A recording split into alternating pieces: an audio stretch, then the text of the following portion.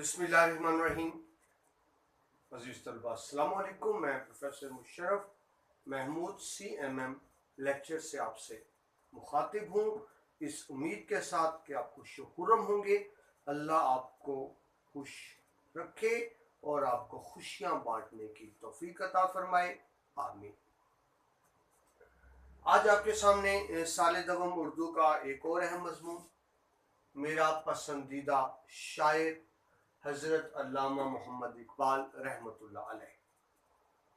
अगर आप आज पहली मर्तबा हमारे मज़मून का लेक्चर देख रहे हैं तो अजीज़ तलबा, मज़मून का इब्तदाई लेक्चर जिसमें मज़मून के तरीक़ाकार पर बात की गई कि मज़मून को कैसे तहरीर करना है, वो समाअत कर लीजिएगा। आप CMM लेक्चर्स की प्ले लिस्ट से आप ईज़िली उसको ढूंढ सकते हैं ग्रामर में। शुरू करते हैं जी, मेरा पसंदीदा शायर। अब ये पहली बात ज़हन में रखें कि अब तक आपने जितने मजमून किए उसमें आपकी ज़ात का कोई ताल्लुक नहीं था, यानी आपने अपनी ज़ाती राय नहीं देनी थी, एक जनरल न्यूट्रल बात करनी थी। लेकिन इसमें आप देखिए, मेरा पसंदीदा शायर, इसमें आपने अपनी राय भी देनी है, अपनी सोच भी देनी है, अपने ख्यालात भी बताने हैं।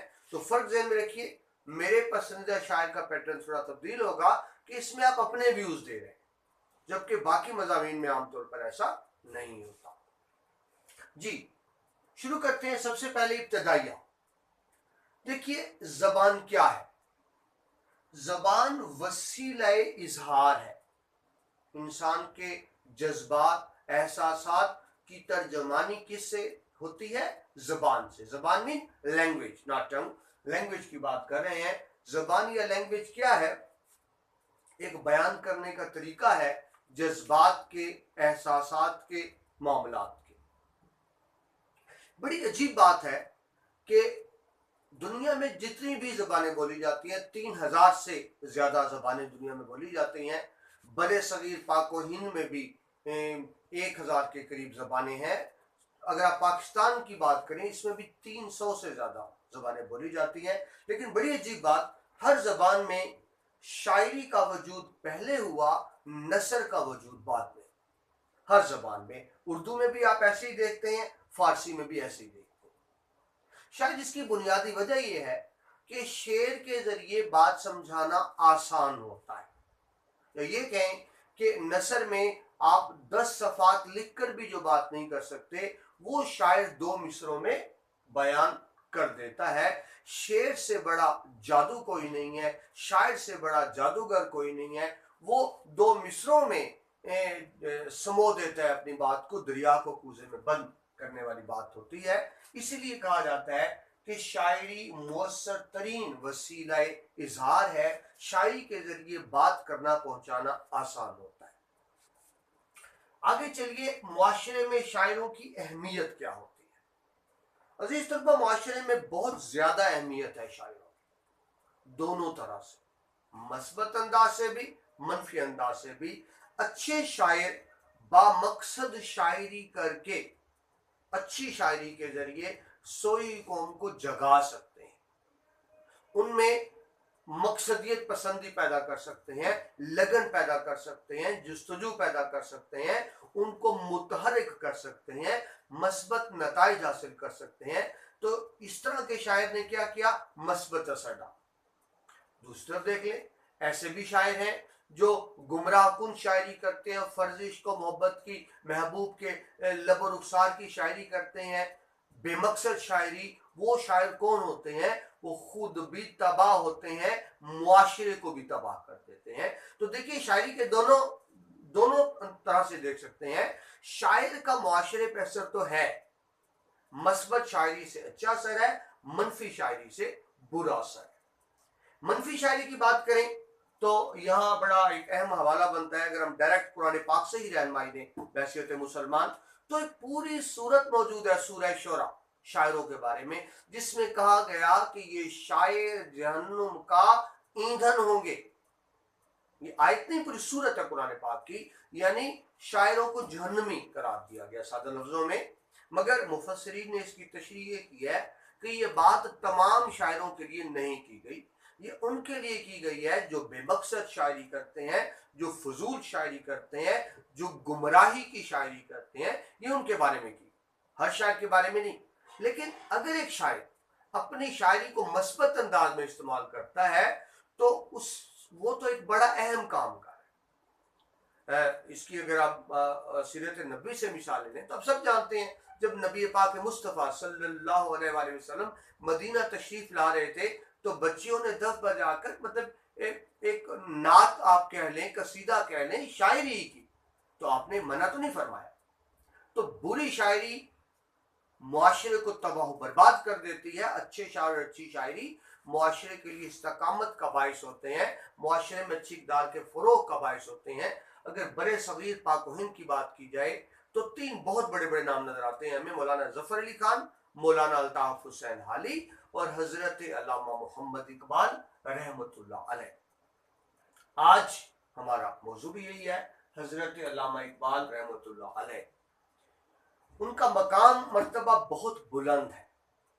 میں اگر آپ کو بالکل سادہ لفظوں میں شروع کریں، بیٹا یہ بات سمجھیں کہ بڑے بڑے شاعر گزرے لیکن حضرت اقبال کو جو مقام ملا وہ کسی اور کو کبھی نصیب نہیں ہوا، اور امید ہے کہ رہتی دنیا تک نصیب نہیں ہوگا۔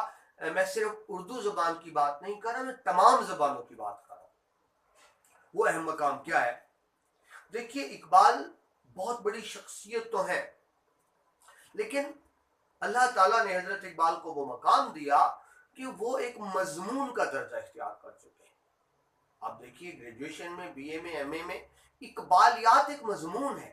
جس طرح آپ فزکس، کیمسٹری، میتھ، بیالوجی مضامین کے طور پہ پڑھتے ہیں، اقبالیات مضمون کے طور پہ پڑھایا جاتا ہے گریجویشن میں، ایم اے میں، ایم فل میں، پی ایچ ڈی میں، پوسٹ پی ایچ ڈی میں۔ یہ مرتبہ کسی اور کو حاصل نہیں ہوا۔ آپ انگلش میں شیکسپیئر کو دیکھیں، شیکسپیئر شاعر ہے، گوئٹے شاعر ہے، ملٹن شاعر ہے، لیکن انہیں ایز اے سبجیکٹ نہیں پڑھایا جاتا، وہ مضمون نہیں ہے۔ مگر حضرت اقبال کو ایک مضمون کا مرتبہ حاصل ہوا۔ ایسا کیوں ہوا؟ وہ اسلام کی بات کرتے ہیں۔ اقبال کی شاعری مقصدیت پسندی پہ مبنی ہے۔ آپ حضرت اقبال کی پوری شاعری اٹھا کر دیکھیں، پوری شاعری وہ تبلیغ دین کا کام کرتی ہے۔ حضرت اقبال کا ہر شعر یا تو کسی قرآنی آیت کی تشریح ہے یا حدیث پاک کی تشریح ہے۔ حضرت اقبال قرآن و حدیث سے باہر ہی نہیں نکلتے، وہ شاعری سے تبلیغ دین کا کام لیتے ہیں، کہ وہ فارسی شاعری ہو یا اردو شاعری ہو۔ تو وہ مرد کلندر جس نے اپنی شاعری کو تبلیغ دین کے لیے وقف کر دیا، اللہ کی رضا کے لیے وقف کر دیا، تو اللہ نے بھی پھر ان کو وہ مقام دے دیا جو کسی اور شاعر کو حاصل نہیں ہو سکا۔ اور میں نے بھی عرض کی وہ مقام کیا ہے کہ حضرت اقبال کو مضمون کا درجہ حاصل ہو گیا۔ حضرت اقبال کے اشعار آپ کو مسجدوں میں لکھے نظر آئیں گے، حالانکہ مسجد میں کبھی شعر نہیں ہوتے، لیکن حضرت اقبال کے شعر آپ کو اس لیے نظر آئیں گے کہ ان کا ہر شعر قرآن و سنت کی تشریح۔ تو یہ تو ایک میں نے مختصر سا جائزہ لیا، حضرت اقبال کا مقام بتانے کی کوشش کی۔ باقاعدہ مضمون شروع کرتے ہیں۔ برے صغیر پاک و ہند میں شاعری کی تاریخ ابھی آپ کو عرض کی، ہر زبان میں شاعری پہلے ہوئی۔ اگر ہم اردو زبان کی بات کریں تو اردو زبان کی تاریخ زیادہ پرانی نہیں ہے، بالکل ابتدا آپ کو 400 سال پہلے ملتی ہے۔ ویسے کہا جاتا ہے اردو کی 300 سالہ تاریخ ہے۔ پہلے صاحب دیوان شاعر ولی دکنی کو کہا جاتا ہے۔ اس کے بعد جو پہلے عظیم بڑے شاعر ہوئے 18ویں صدی میں، میر تقی میر۔ 18ویں صدی کا مطلب ہوگا 1701 سے لے کے 1800 تک۔ میر تقی میر پوری صدی میر تقی میر کی 18ویں صدی۔ 19ویں صدی پوری کی پوری مرزا غالب کی بن جاتی ہے۔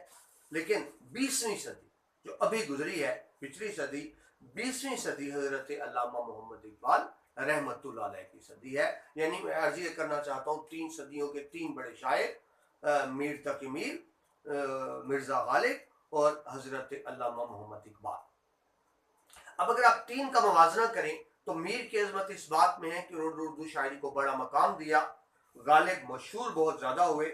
اب غالب، یہ بڑی بات سوال بار بار کیا جاتا ہے اردو کا بڑا شاعر کون ہے، تو ذہن میں رکھیے حضرت اقبال انسان بڑے ہیں، اللہ کے ولی ہیں، مفکر ہیں، بحیثیت انسان اقبال بڑے ہیں، لیکن شاعری میں عام طور پر بہرحال غالب کا مرتبہ تسلیم کیا جاتا ہے. لیکن ہم جب بحیثیت انسان بات کرتے ہیں، بحیثیت ولی بات کرتے ہیں، اللہ تعالیٰ کے کلندر کی بات کرتے ہیں، مقصدیت پسندی کی بات کرتے ہیں، تو یقیناً حضرت علامہ محمد اقبال سب سے بڑے شاعر ہیں. ابھی آپ کو اس کی اردو کی 300 سالہ تاریخ کے 3 اہم شاعر میر تقی میر، مرزا غالب اور حضرت اقبال. بحیثیت انسان ہم دیکھتے ہیں تو ہمیں اقبال سب سے زیادہ بلندی پر نظر آتے ہیں.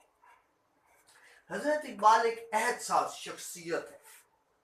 آپ سے پہلے شاعری فرضیت پسندی کا نام تھا، محبوب کے لب و رخسار پر شاعری ہوتی تھی، مبالغہ رائی بہت زیادہ تھی، واہ واہ والی شاعری تھی.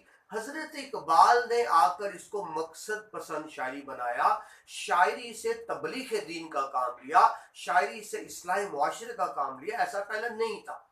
لوگوں کے لیے بڑا عجیب تصور تھا کہ شاعری تو صرف ایک دماغی سکون اور لذت کے لیے، یہ کیسی شاعری ہے. لیکن آہستہ آہستہ لوگ ان سے مانوس ہوتے گئے. حضرت اقبال نے شاعری کے مفہوم اور مقصد کو ہی بدل کر رکھ دیا، جس وجہ سے ہم ان کو عظیم ترین احساس شخصیت کہتے ہیں. ابھی آپ کو عرض کی کہ یہ مضمون ہے میرا پسندیدہ شاعر، تو آپ کی ذات بھی اندر آئے گی. اب بتائیں گے عظیم لوگوں کے انسانی زندگی پر اثرات. عزیز طلبہ، جو بڑے بڑے لوگ گزرے ہیں ان کے ہماری زندگی پر بڑے گہرے اثرات پڑتے ہیں. ہم عظیم رہنماؤں سے اثر قبول کرتے ہیں، جو انسانی فطرت ہے کہ جن کو ہم عظیم سمجھتے ہیں ان سے اثر قبول کرتے ہیں. جب میں بات کرتا ہوں بامقصد شاعری کی، جب میں بات کرتا ہوں شاعری سے اصلاحی مقاصد حاصل کرنے کی، جب میں بات کرتا ہوں شاعری سے تبلیغ دین کا کام لینے کی، سوئی ہوئی قوم کو جگانے کی، ان میں آزادی کا ولولہ پیدا کرنے کی، ان میں رجائیت یعنی امید کا پیغام لانے کی، تو ایک ہی نام ذہن میں آتا ہے، حضرت علامہ محمد اقبال رحمت اللہ علیہ. یہی وجہ ہے، آپ لکھیں گے کہ میری پسندیدہ شخصیت حضرت علامہ محمد اقبال رحمت اللہ علیہ ہے. میں ان کو پسند کرتا ہوں، میں ان کی شاعری کو پڑھتا ہوں. یہ آپ لکھیں گے، یہ بات اپنی بات نہیں کر رہا، یہ چیز آپ مضمون میں بھی لکھیں گے کہ ان خصوصیات کی وجہ سے حضرت اقبال میرے پسندیدہ شاعر ہیں. میں ان سے اثر قبول کرتا ہوں، ان کے کلام کو پڑھتا ہوں، ان سے فکر حاصل کرتا ہوں اور حتی الوسع اس پہ عمل کرنے کی بھی کوشش کرتا ہوں، کیونکہ بامقصد شاعری کی طرف میرا فطری میلان رجحان، ٹینڈنسی، میرا رجحان ہے. مجھے وہ شاعری اچھی نہیں لگتی جس میں صرف فرضی محبوب کے قصے ہوں. مجھے وہ شاعری اچھی لگتی ہے جس میں اعلیٰ مقاصد ہوں، جو بلا وجہ کی شاعری نہیں ہو. یہی وجہ ہے کہ مجھے حضرت اقبال بہت پسند ہیں، وہ میرے پسندیدہ شاعر ہیں. آئیے میں آپ کو اپنے پسندیدہ شاعر کے بارے میں کچھ مزید تفصیل سے بتاؤں. جی، حضرت اقبال کون ہیں؟ وہ ہندوستان کے شاعر نہیں ہیں، وہ برے صغیر کے شاعر نہیں ہیں، وہ عالم اسلام کے شاعر ہیں. انہیں آپ برے صغیر کی جغرافیائی حدود میں مقید نہیں کر سکتے. وہ عالم اسلام کے بہت بڑے شاعر ہیں، اتحاد عالم اسلام کے دائی ہیں. بلکہ آپ اس میں ضرور لکھیے گا، جس طرح یونائٹڈ نیشن اقوام متحدہ دنیا کی سب سے بڑی تنظیم ہے، اس طرح مسلمانوں کی سب سے بڑی تنظیم اس وقت مسلم کانفرنس ہے. لیکن اس سے پہلے مسلمانوں کی تنظیم تھی معتمر عالم اسلامی. معتمر عالم اسلامی مسلمانوں کی ایک تنظیم تھی. حضرت علامہ اقبال اس کے سیکریٹری جنرل تھے، یعنی بین الاقوامی کردار رہا. حضرت اقبال کی شدید خواہش تھی کہ کاش تمام دنیا کے مسلمان ایک ہو جائیں، ایک ہی طرح رہیں، ایک ہی طرح زندگی گزارے تو کتنی اچھی بات ہو. اسلامی اتحاد، ایک ہو مسلم، حرم کی پاسبانی کے لیے نیل کے ساحل سے لے کر تاب خاک عاشقر، یہ حضرت اقبال کی خواہش تھی. بڑے عظیم دائی تھے وہ، اتحاد دائی، مبلغ، پریچر آپ کہہ لیں، تبلیغ کرنے والا دائی تھے. حضرت اقبال پر بہت زیادہ اثرات تھے مذہب کے، بہت بڑے اللہ کے ولی ہیں حضرت اقبال. اس کی وجہ یہ ہے کہ آپ کا تعلق مذہبی گھرانے سے تھا. آپ کے والد بڑے نیک اور پارسا تھے، آپ کی والدہ بڑی دیندار تھی. گھر میں اہتمام ہوتا تھا نماز کا، قرآن پڑھنے کا باقاعدہ اہتمام ہوتا تھا. اس ماحول میں حضرت اقبال کی پرورش ہوتی ہے تو سیدھی ظاہری بات ہے ان کی شخصیت پر گہرے اثرات ہیں مذہب کے. اور پھر استاد انہیں ملے میر حسن جیسے استاد نے ان کی صلاحیتوں کو مزید نکھارا. ایک حضرت اقبال فرماتے ہیں کہ میں جو کچھ بھی ہوں اپنے استاد میر حسن کی وجہ سے ہوں. ابتدائی جماعتوں میں آپ کی شخصیت پر میر حسن کے بہت زیادہ اثرات ہیں، لیکن جب آپ گورنمنٹ کالج میں فلسفے میں آتے ہیں تو پھر انگریز پروفیسر آرنلڈ سے بھی آپ نے بہت زیادہ اثرات قبول کیے. دو بنیادی شخصیات آپ کے سامنے میں میر حسن اور پروفیسر آرنلڈ. آپ سب جانتے ہیں آپ سیالکوٹ میں پیدا ہوئے، ابتدائی تعلیم وہیں حاصل کی، اس کے بعد گریجویشن لاہور گورنمنٹ کالج سے. اس کے بعد آپ اعلیٰ تعلیم کے لیے یورپ روانہ ہو جاتے ہیں، انگلینڈ روانہ ہو جاتے ہیں. شاعری آپ پہلے سے شروع کر چکے تھے، بلکہ بچپن سے ہی زمانہ طالب علمی سے شاعری کرتے تھے. لیکن سفر یورپ کے بعد آپ کے فکر میں بہت تبدیلی آئی. سفر یورپ سے فکر اور شاعری میں انقلابی تبدیلی آئی، یعنی آپ کی سوچ بہت پختہ ہوئی. دیکھیے ہم مسلمان ہیں الحمدللہ، ہمیں مسلمانوں میں رہ کے اسلام کی قدر نہیں ہوتی. جب انہوں نے مغرب میں جا کر غیر اسلامی کو دنیا کو دیکھا تو وہاں اسلام کی حقانیت ان پر واضح ہوئی، اسلام کے پیغام کا مطلب سمجھ آیا. وہ حضرت اقبال جو سفر یورپ سے پہلے ہندوستان کو اپنا وطن کہتے تھے اور وطنیت کا جو تصور ہے، جغرافیائی تصور، پہلے حضرت اقبال کے ذہن میں کیا تھا؟ جغرافیائی تصور وطن کا، کہ ہندوستان کے رہنے والے ایک قوم ہے. لیکن سفر یورپ کے بعد وہ سمجھ گئے کہ ایسا نہیں ہے. اسلام میں وطن کی جغرافیائی حدود نہیں ہوتی. ہندوستان کے مسلمان ایک قوم نہیں ہے، بلکہ تمام دنیا کے مسلمان جہاں جہاں آباد ہیں وہ ایک قوم کی مانند ہے. یعنی سفر یورپ سے پہلے آپ کے ہاں وطن کا جغرافیائی تصور تھا، لیکن سفر یورپ کے بعد آپ کا تصور وسیع ہو گیا کہ اسلام میں وطن جغرافی حدود سے بالا تر ہے. دنیا میں مسلمان کہیں بھی ہو وہ مسلم قوم کا فرد ہے. یعنی شاعری میں جو انقلابی تبدیلی آتی ہے، ہم حضرت اقبال کی شاعری کے ادوار بھی دیکھیں گے. فی الحال اس تک بعد یہ سفر یورپ سے آپ کی سوچ فکر میں بڑی تبدیلی آتی. حضرت اقبال کون ہے جی؟ حکیم الامت اور فلسفی شاعر. حکیم کون ہوتا ہے؟ جو مریض کا مرض بتاتا ہے اور اس کا علاج بھی کرتا ہے. آپ حکیم الامت ہیں، آپ کا ہاتھ امت کی نبض پر ہے. آپ سب جانتے ہیں جب حضرت اقبال کی شاعری سامنے آتی ہے تو غلام تھے. تو حضرت اقبال تشخیص کرتے ہیں کہ وہ غلام اس لیے نہیں ہے کہ انگریز بہت طاقتور ہے، چلاک مکار عیار ہے. ہم غلام اس لیے نہیں ہے کہ ہم کمزور ہو گئے، بلکہ غلامی کی اصل وجہ یہ ہے کہ ہم نے اپنے اللہ رسول کو ناراض کر دیا. آج بھی اللہ رسول سے وہ ٹوٹا ہوا رشتہ جوڑے تو ہم اپنا کھویا ہوا مقام دوبارہ حاصل کر سکتے ہیں، تاریخ میں دوبارہ عروج مل سکتا ہے. یہ حکیم الامت یعنی قوم کے مرض کی تشخیص بھی کرتے ہیں، علاج بھی بتاتے ہیں. حضرت اقبال کون؟ فلسفی شاعر، بر صغیر کے واحد فلسفی شاعر. فلسفہ آپ کا مضمون تھا. سمجھیے فلسفی کون ہوتا ہے؟ فلسفی وہ ہوتا ہے جو میری آپ کی طرح یوں سرسری سا کائنات کو دیکھ کر گزر نہیں جاتا. وہ غور کرتے ہیں ہر بات پر، یہ کیا ہے، یہ کیوں ہے، یہ کب ہے، یہ کہاں ہے، یہ کیسے ہے.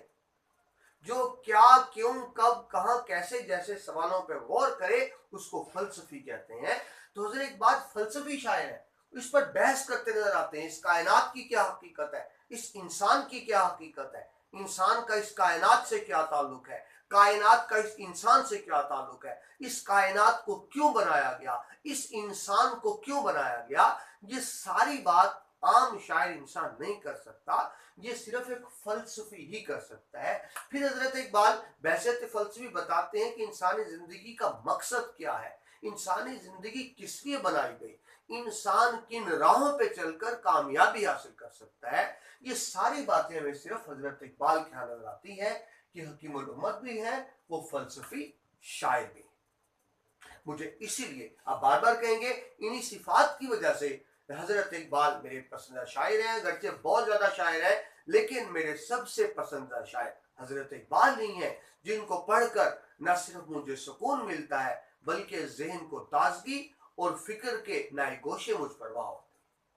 जी, अभी अर्ज की हजरत इकबाल की शायरी बामकसद शायरी है, इनकलाबी शायरी है। वो कौम में इनकलाबी रूह बेदार करना चाहते हैं, आज़ादी की उमंग जज्बा पैदा करना चाहते हैं। याद रहे कि जब हजरत इकबाल थे अतर मायूसी थी, हम गुलाम हैं, गुलाम रहेंगे। हजरत इकबाल रुजायत के शायर हैं।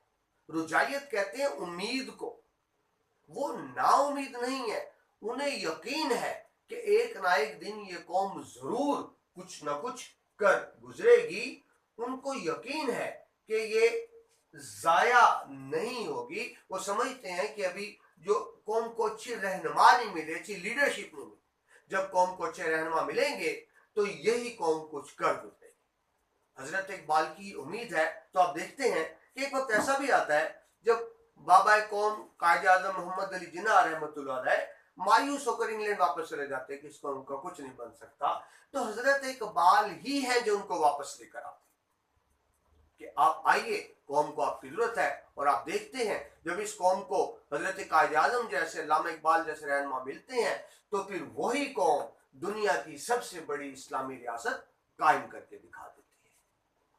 हजरत इकबाल ने शायरी के जरिए, मैंने भी आपको इसकी तबलीग दीन की और इस्लाही मुआशरा का काम दिया। उनका हर शेर कुरान और सुन्नत की तशरीह है, इस्लामी फिक्र को वाज़िया करते हैं। वो शायरी, हजरत इकबाल की शायरी में बुनियादी रूह क्या है कि एक मिसाली मुसलमान को कैसा होना चाहिए, एक इस्लामी मुआशरे को कैसा होना चाहिए, यानी एक इस्लामी मुआशरे की क्या खसूसियात होती हैं और एक मोमिन में क्या सिफात होती हैं, इसी मौजू के गिर्द ही घूमती है हजरत इकबाल की शायरी। सारी की सारी शायरी बमकसद शायरी। शायरी के साथ साथ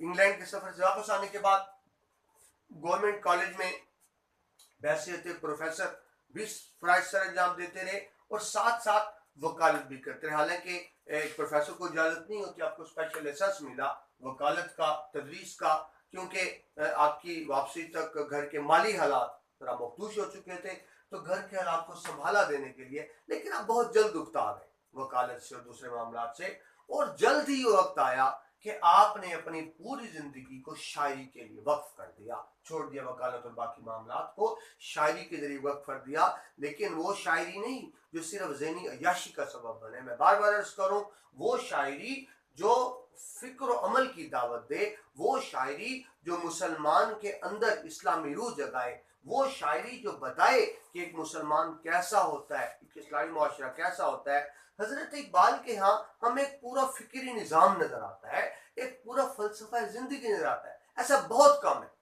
गालिब बहुत बड़ा शायर है, लेकिन गालिब के यहाँ आपको एक फिक्री निज़ाम नजर नहीं आता। अगर हजरत इकबाल के यहाँ एक मुकम्मल फिक्री निज़ाम मौजूद है जो हमारे लिए बेहतरीन रहनुमाई है। आप मैंने किया मिसाली इस्लामी मुआशरे और मुसलमान की सिफात को बयान करते हैं, बड़ी वजाहत से बयान करते हैं कि एक इस्लामी रियासत किन असूलों पे कारबंद होगी, रहनुमा असूल क्या होंगे, उसमें क्या सिफात पाई जाएंगी। यानी हजरत इकबाल की शायरी में आपको पूरा इस्लामी फलसफा मुकम्मल कुव्वत और तवानाई के साथ नजर आता है। हजरत इकबाल अभी आपको उसकी रुजायत के शायर, उम्मीद के शायर हैं। उन्हें अपने नौजवानों से बड़ी मस्बत तवक्कात है। वो ये समझते हैं कि नौजवान कुछ कर गुजरने की सलाहियत रखता है, इसमें उमंग है, इसमें जज्बा है। जरूरत सिर्फ इस बात की है कि उसको अच्छी लीडरशिप मिले, अच्छी क़यादत मिले। और फिर मैंने भी अर्ज किया कि जब अच्छी क़यादत मिली तो देखिए उन्हीं नौजवान ने कितना बड़ा इनकलाब बर्पा कर दिया। हजरत इकबाल अपने नौजवानों में शाहीन की सिफात के मुतमन्नी है। वो देखना चाहते हैं कि नौजवान में वो सिफात हों जो शाहीन में पाई जाती हैं। शाहीन में क्या सिफात पाई जाती है? अगर मुझसे अर्ज करूं, शाहीन कौन? जो हमेशा बुलंद प्रवास करता है, घोंसला नहीं बनाता, हमेशा बेहतर से बेहतर की तलाश में रहता है, बुलंद से बुलंद की तलाश में रहता है। उसको अपनी कुव्वत पर नाज होता है, अपनी कुव्वत पर फख्र होता है। दुश्मन पर बुज़दिल की तरह वार नहीं करता, सामने से हमला करता है। और एक दफा हमला करने के बाद दुश्मन को छोड़ देता है कि अब भी भाग सकते हो तो भाग जाओ, क्योंकि वो जानता है कि उससे कोई भाग नहीं सकता, वो कभी जख्मी परिंदे का शिकार नहीं करता, कमजोर परिंदे का शिकार नहीं करता, किसी और का शिकार नहीं खाता। तो ये वो सिफात हैं जो शाहीन में होती हैं। हजरत इकबाल अपने नौजवानों में वही शाहीन की सिफात देखना चाहते हैं। तो शाही है बस नहीं तेरा नशेमन कसरे सुल्तानी के गुंबद पर, तू शाही है बसेरा कर पहाड़ों की चट्टानों में। दोबारा दोहरा दूं, पहाड़ों की चट्टानों में, बाद गलत लिखा होता है पर नहीं, हम में आएगा। तो शाही है बसेरा कर पहाड़ों की चट्टानों में। या मशहूर शेर, पलटना झपटना झपट कर पलटना, लहू गर्म रखने का है एक बहाना, परिंदों की दुनिया का सरदार हूं मैं, कि शाही बनाता नहीं आशियाना। ये सिफात हजरत इकबाल अपने नौजवानों में देखना चाहते हैं। मैंने भी अर्ज की कि आपको हजरत इकबाल के यहाँ पूरा एक फलसफा जिंदगी नजर आता है, जिसमें दो बड़े अहम फलसफे हैं, फलसफा खुदी और इकबाल का मर्द ममनी। तो बात हो गई कि इकबाल मुसलमान में वो खासियत देखना चाहते हैं जो जिसका तकाजा इस्लाम करता है। मैंने शेर लिखा, ये राज किसी को नहीं मालूम कि मोमिन कारी नजर आता है, हकीकत में है कुरान। एक मुसलमान की सीरत किरदार अमल ऐसा होता है कि वो चलता फिरता कुरान है। हजरत इकबाल के यहाँ फलसफा खुदी बहुत अहमियत का आमिल है। फलसफा खुदी को समझे बगैर हजरत इकबाल को नहीं समझा जाता, नहीं समझा जा सकता, बल्कि यूं कहें कि इकबाल की तमाम शायरी फलसफा खुदी के गिर्द घूमती है। फलसफा खुदी क्या है? सेल्फ रिकॉग्निशन, अपनी जात का शऊर हासिल करना, अपने बारे में जानना, मैं कौन हूं, मुझे इस कायनात में क्यों भेजा गया है, मेरा मकसद क्या है, मेरी कामयाबी क्या है, मेरी नाकामी क्या है। यानी अपनी जात का शऊर हासिल करना, अपने मकसद जिंदगी को जानना, इसको इकबाल फरमाते हैं खुदी, सेल्फ रिकॉग्निशन। शेर देखिए, ढूंढता फिरता हूं ए इकबाल अपने आप को, आप ही गोया मुसाफिर आप ही मंजिल हूं मैं। यानी जिस दिन मैंने अपने आप को जान लिया मैं कौन हूं, उस दिन मैं अपने रब को भी जान जाऊंगा कि वो कौन है। उस दिन मैं इस कायनात की हकीकत भी जान जाऊंगा कि कायनात क्यों बनाई गई। तो फलसफा खुदी, अपनी जात की पहचान, ये हजरत इकबाल का एक बुनियादी फलसफा है जिसके इर्द उनकी सारी शायरी घूमती है। हजरत इकबाल की शायरी के अदवार देखे जाएं तो हम बुनियादी तौर पर 5 अदवार में शायरी को तकसीम कर सकते हैं। पहला जमाना है तालिब इल्मी का जमाना, बिल्कुल आप स्कूल लाइफ कह लें या कॉलेज की इब्तिदाई लाइफ कह लें। ये कहा जाता है कि हजरत इकबाल का ये पहला शेर इसको समझा जाता है जो आखिर मैंने लिखा, मोती समझ के, नात का खूबसूरत शेर देखिए, मोती समझ के शान करीमी ने चुन लिए, सॉरी अल्लाह ताला के वाले से, यानी आंसुओं के वाले से, अर्के नफाल आंसुओं को कहते हैं। मोती समझ के शान करीमी ने चुन लिए, कतरे जो थे मेरे अर्के इनफाल के। ये शेर जमाने तालिब इल्मी की याद है। एक और शेर सुनो आपको, जो रिवायती शायरी, जो जमाने में आम शायरी थी, रिवायती शायरी, तुम्हारे पयामी ने सब राज खोला, खता इसमें बंदे की सरकार।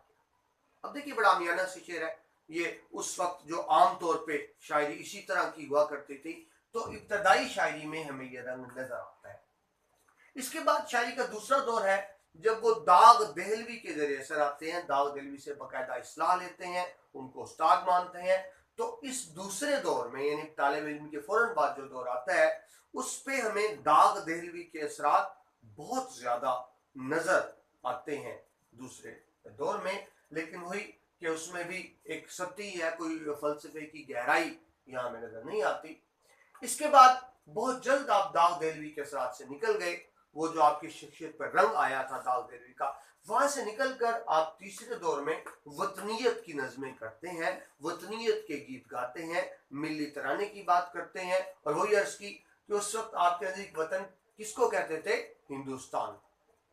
लेकिन बाद में ही आपका फलसफा तब्दील हुआ कि मुसलमानों का वतन हिंदुस्तान नहीं है, बल्कि दुनिया भर में जहां जहां मुसलमान है वो एक कौम, एक मिल्लत, एक वतन का दर्जा रखते हैं। इसके बाद वतनियत से बढ़कर जब अगला दौर आता है, तो फिर वो जब आप तस्वुर खुदी का लेसन देते हैं, اور امت مسلمہ کی بیداری کی بات کرتے ہیں. یعنی اب شاعری امت مسلمہ کے لیے وقف ہو جاتی ہے. اب قوم کو سوئی قوم کو جگانے کی شاعری ہے, آپ کہہ لیں موٹیویشن کی شاعری شروع کر دیتے ہیں. لیکن جب سفر یورپ سے واپس آتے ہیں تو پھر ہم ابھی بات کر چکے کہ آپ کی سوچ میں انقلابی تبدیلی آ جاتی ہے. پھر آپ کہتے ہیں یقین محکم عمل پہم محبت فاتح عالم جہاد زندگانی میں یہ ہیں مردوں کی شمشیریں. تو ایک ہم نے مختصر سا جائزہ لیا حضرت اقبال کی شاعری کے یہ 5 مختلف ادوار. آپ کی کتب کی بات کریں تو آپ یہ ذہن میں رکھیے حضرت اقبال صرف شاعر نہیں ہے, وہ ہمہ جہت شخصیت بھی ہے. میں یہ پوائنٹ اسکپ ہو گیا ہم سے, یہ بلکہ پوری لائن کہ حضرت اقبال مفکر اسلام بھی ہیں, عاشق رسول بھی ہیں, نبی پاک سے سچی محبت کرنے والے, گہری محبت کرنے والے. ویسے تو مسلمان کا ایمان مکمل ہی نہیں ہوتا جب تک نبی پاک سے محبت اور عقیدت نہ ہو. ایک دوسرا پہلو بھی دیکھیں حضرت اقبال کا, وہ ہمہ جہت شخصیت ہے. وہ صرف شاعر نہیں ہے, وہ شاعر بھی ہیں, وہ سیاستدان بھی ہیں, مسلم لیگ کے صدر ہیں. آپ جانتے ہیں 1930 میں مسلم لیگ کے صدر کی حیثیت سے الہ آباد میں انہوں نے خطبہ دیا تھا, جس میں انہوں نے مسلم لیگ کے پلیٹ فارم سے پہلی مرتبہ آزاد وطن کی خواہش کا اظہار کیا تھا. اس سے پہلے وہ 1926 میں پنجاب اسمبلی کے باقاعدہ ممبر بھی منتخب ہوئے ہیں. تو وہ صرف شاعر نہیں, سیاستدان بھی ہیں, اور ذہن میں رکھے وہ ماہر تعلیم بھی ہیں, وہ ماہر اقتصادیات بھی ہیں. اقتصادیات کہتے ہیں اکنامکس کو, یعنی معاشیات کے بھی ماہر ہیں, ماہر تعلیم بھی ہیں. تعلیم پر بھی ان کی کتب موجود ہے, اکنامکس پر بھی ان کی کتب موجود ہے. صرف شاعری نہیں, ایک ہمہ جہت ملٹی ڈائمینشنل پرسنالٹی حضرت اقبال کی ہے. اگر اقبال کی شاعری کی کتابوں کی بات کریں حضرت اقبال کی, تو بانگ درا, بال جبرائیل, ضرب کلیم, یہ کیا ہے؟ یہ حضرت اقبال کی اردو شاعری کی کتابیں ہیں. لیکن جب ہم بات کرتے ہیں اربغان حجاز, اسرار خودی, رموز بے خودی, یہ 2 الگ الگ ہیں, اسرار خودی, رموز بے خودی, لیکن ان کو ملا کر اسرار رموز بھی کہا جاتا ہے. پیام مشرق ہے, زبور عجم ہے, یہ حضرت اقبال کے فارسی مجموعے ہیں. پہلی 3 اردو کے مجموعے ہیں, یہ فارسی کے مجموعے ہیں. آگے میں نے الگ سے لکھ دیا یہ شعری مجموعے نہیں ہے, یہ نثر کی کتابیں ہیں. علم اقتصادیات پر ان کی بڑی مشہور کتاب ہے. پھر حضرت اقبال کے کچھ نثری مقالے بھی ہیں, جن میں ایک بڑا مشہور, جس پہ آپ کو پی ایچ ڈی کی ڈگری ملی, ایران میں مبادئ الطبیات کا ارتقاء. اور ایک اور بڑے مشہور آپ کے مقالے نظر آتے ہیں ہمیں, ملت بیضا پر عمرانی نظر. یہ آپ کے نثری مقالہ جات ہیں, جو آپ جن کو آپ تھیسس کہتے ہیں. تو اس سے پتہ چلتا ہے حضرت اقبال ہمہ جہت شخصیت ہیں, اردو کے شاعر ہیں, فارسی کے شاعر ہیں. بلکہ آپ کو مزے کی بات بتاؤں, حضرت اقبال کا فارسی کلام زیادہ ہے اردو کی نسبت. حتیٰ کہ جب آپ انتقال فرماتے کے وقت بھی آخری شعر جو آپ نے کہے وہ اردو کے نہیں فارسی کے شعر تھے. نسیم از حجاز آیت کے نہ آیت, سرور رفتہ باز آیت کے نہ آیت, سرآمد روزگار این فقیر دگر دنائے راز آیت کے نہ آیت. اب مجھے وقت اجازت نہیں دیتا میں اس کی تشریح کو مجھ سے بتا دوں. حضرت اقبال فرماتے ہیں کہ زمانے میں مجھ جیسا موجود تھا ولی, جو لوگوں کو اسلام کی راستہ دکھاتا تھا. میرے بعد ایسا کوئی ولی آئے یا نہ آئے جو لوگوں کو اسلام کا یعنی مدینہ کی ہوا دکھائے. اور وقت نے ثابت کیا کہ حضرت اقبال کے بعد یقیناً حضرت اقبال کے پائے کا کوئی شاعر نہیں آیا. بات لمبی ہو گئی, سمیٹتے ہیں, اختتامیہ کی طرف آئیں. تو پہلے عرض کیا حضرت اقبال ایک عہد ہے, ایک مضمون ہے, ایک پورا عہد ہے, پوری صدی حضرت اقبال سے منسوب ہے. حضرت اقبال کو ایک مضمون کا درجہ حاصل ہے.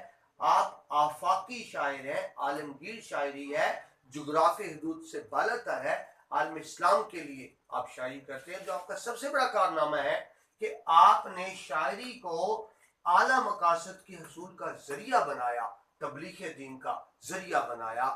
اسی لیے مجھے حضرت اقبال پسند ہیں, میرے پسندیدہ شاعر ہیں. لیکن ضرورت اس امر کی ہے کہ صرف پسند تک نہ رہا جائے, بلکہ فکر اقبال کو سمجھا جائے اور اس پہ عمل کیا جائے. فکر اقبال پر عمل کر کے ہی ہم انفرادی طور پہ بھی کامیاب ہو سکتے ہیں اور مثالی اسلامی معاشرے کو بھی قائم کر سکتے ہیں. کہ حضرت اقبال پورا اسلامی فکر کا ایک فلسفہ بلکہ ایک مربوط نظام حیات پیش کرتا ہے. तो अजीज तलबा, ये तो कुछ नसरी पहलू थे, इससे बहुत तफसील से भी बात हो सकती थी, लेकिन जाहिर है वक्त को भी सामने रखना होता है और आपने भी बोर्ड में 8-10 सिफात लिखने होते हैं, तो उसके लिए ये बहुत ज़्यादा मवाद है। हर पॉइंट का मतलब एक पैराग्राफ है, इसको आपने रटे नहीं मारने, समझना है और अपने लफ्ज़ों में लिखना है। हज़रत इकबाल के कुछ अशार देखते हैं जी।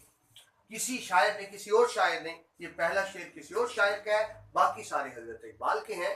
तो किसी शायर ने यूं खराज तहसीन पेश किया इकबाल को, दिया था जो पैगाम जिंदगी नुत्के मोहम्मद ने, नुत्क ज़बान सल्लल्लाहु अलैहि वसल्लम, उसी पैगाम को इकबाल दोहराता हुआ है।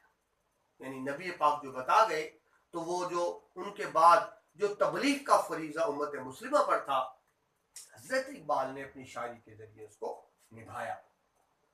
हजरत इकबाल की शायरी बाकियों से बड़ी मुख्तलिफ थी है की शायरी से। तो हजरत इकबाल का शेर देखें, औरों का है पयाम और मेरा पयाम और है, इश्क के दर्दमंद का तर्जे कलाम और है। उसके हकीकी की बात करते हैं, वो कहते हैं मेरी शायरी बाकी शायरों से मुख्तलिफ है। और देखिए, एक वलवलाए ताजा दिया मैंने दिलों को, इकबाल फरमाते हैं, लाहौर से ताखा के बुखारा और समरकंद, यानी मैं सिर्फ लाहौर बरे सगीर की बात नहीं करता, बल्कि मेरी शायरी आलम इस्लाम की शायरी है, आलम इस्लाम की ममनू की तर्जुमान है। अपने बेटे जावेद इकबाल को नसीहत फरमाते हैं, मेरा तरीक अमीरी नहीं फकीरी है, खुदी न बेच गरीबी में नाम पैदा कर। यानी इस जाहिरी बेटे को नसीहत करते हैं, ईंट पत्थर की दुनिया, जाहिरी दुनिया तेरी मंजिल नहीं है, तेरी मंजिल कुछ और है, सितारों से आगे जहां और भी है, अभी इश्क के इंतहा और भी है, कनात न कर आलम रंगो बू पर, चमन और भी आशियां और भी हैं, अगर खो गया एक नशेमन तो क्या गम, मकाम आते आओ फगा और भी। ये जाहिरी कायनात तेरी मंजिल नहीं है, तूने इससे आगे जाना है। अपने बारे में फरमाते हैं, खुश आ गई जहां को कलंदरी मेरी, मगर न शेर मेरा क्या है शायरी क्या। वो कहते हैं मैं तो कोई शायर नहीं हूं, मेरा कलंदराना मिजाज, मेरा दरविशाना मिजाज लोगों को भा गया, पसंद आ गया। दूसरे पहले शेर से मिलाकर देखें तो आपको बात समझ में आ जाएगी, खुदीना बेच गरीबी में नाम पैदा। आशिक रसूल की हैसियत से बड़ा खूबसूरत शेर, निगाह इश्को मस्ती में वही अव्वल वही आखिर, वही कुरान वही फुरकान वही यासीन वही ताहा। बड़ा खूबसूरत शेर। और अभी आपको उसकी इकबाल के इब्तदाई अशार में से मोती समझ के शान करीमी ने चुन लिए, कतरे जो थे मेरे अरके इनफाल के। मजीद देखिए, अभी आपको बताया कि फलसफा खुदी क्या है, सेल्फ रिकॉग्निशन। ढूंढता फिरता हूं ए इकबाल अपने आप को, आप ही गोया मुसाफिर आप ही मंजिल हो। सफर यूरोप में, यूरोप बड़ा एक बज़ाहिर आंखों को चुंधिया देने वाली तहजीब, उनकी चकाचौंध करने वाली, यहाँ जो जाता है उन्हीं की तहजीब का शिकार हो जाता है। पर हजरत इकबाल के साथ ऐसा नहीं हुआ। खीरा न कर सका मुझे जलवा दानिश फरंग, यानी अंग्रेजी तहजीब, सुरमा है मेरी आंख का खाके मदीना नजफ। यानी वो कहते हैं मैं मगरबी तहजीब से कायल नहीं हुआ। वो चंद खूबियां भी बताते हैं हमारी तहजीब के, लेकिन उनकी खामियों की भी निशानदेही करते हैं। तुम्हारी तहजीब अपने खंजर से आप ही खुदकुशी करेगी, जो शाखे नाजुक पे आशियाना बनेगा वो नापायदार होगा। तो उनकी बुराइयां भी बयान करते हैं, लेकिन जो उनकी अच्छाइयां हैं वो भी ईमानदारी से बताते हैं। मशरक से हो बेजार ना मगरब से हो जरका। मशरक का मतलब इस्लामी दुनिया, मगरब का मतलब अंग्रेज दुनिया, हुजर का अवॉइड करना, पहलू तय करना। फितरत का इशारा है कि हर शब को सहर का। तो यानी एक इंसान मैनर अरबी का दर्स दे रहे हैं।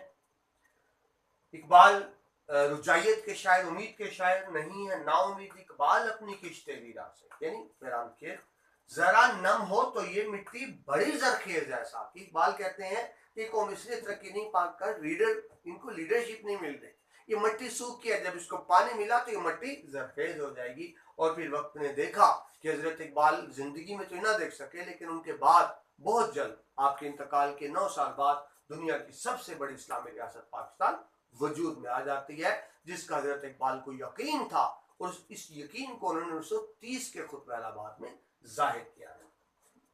مسلمان کی شان بتاتے ہیں، کوئی اندازہ کر سکتا ہے اس کے زور بازو کا، نگاہ مرد مومن سے بدل جاتی ہیں تقدیر۔ اور مسلمان کیسا ہوتا ہے یہ راز کسی کو نہیں معلوم کہ مومن قاری نظر آتا ہے، حقیقت میں ہے قرآن۔